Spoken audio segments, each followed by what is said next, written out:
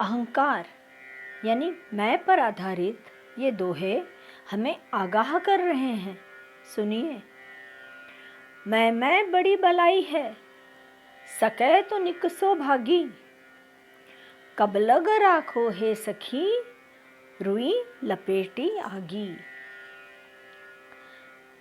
यानी हम सब तमाम जिंदगी इस मैं का पोषण करते हुए बिता देते हैं, परंतु यह मैं बहुत बड़ी बला है, परेशानी है। हो सके तो इससे दूर भाग जाओ, क्योंकि यह रुई में यानी कपास में लपेटी हुई आग के समान है।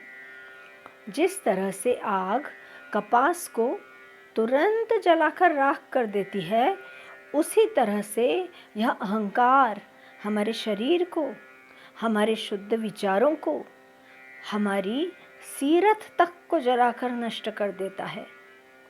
देखिए, सिर्फ हमारा खानपान ही नहीं, विचार भी हमारे शरीर पर अपना प्रभाव डालते हैं। मूड खराब हो तो हमें कुछ भी करने की इच्छा नहीं होती। एक दोहे में कहते हैं, माया तजी तो क्या भया, मानी तजी न जाए। मानी बड़े मुनियर गिले, मानी सबनी को खाए। हम समझते हैं माया का त्याग करने पर यानी वैराग्य से सब कुछ प्राप्त हो जाएगा।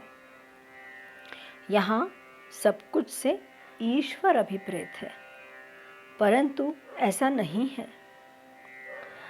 अहंकार का त्याग नहीं हो पाता। बड़े बड़े मुनि भी अहंकार की चपेट में आ जाते हैं और यह सबको खा लेता है।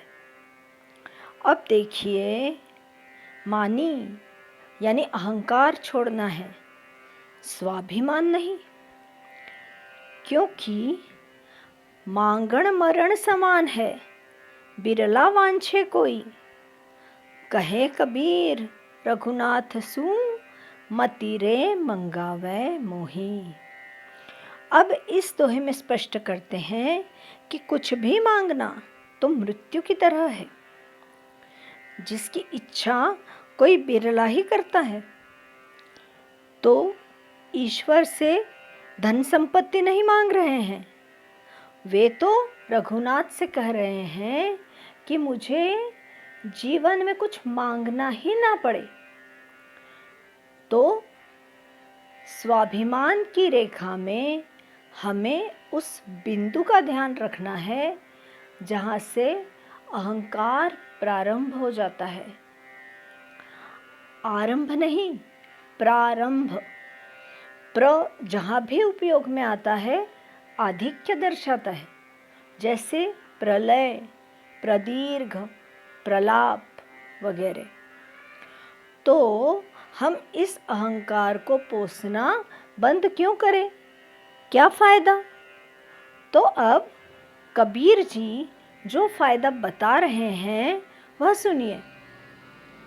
जब मैं था तब हरि नहीं, अब हरि है मैं नाही।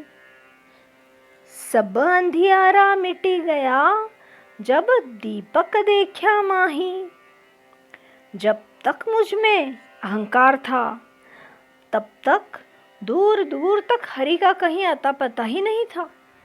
और अब जब मैंने अहंकार छोड़ दिया है, इस मैं की भावना को ही त्याग दिया, तो सर्वत्र ईश्वर महसूस हो रहा है।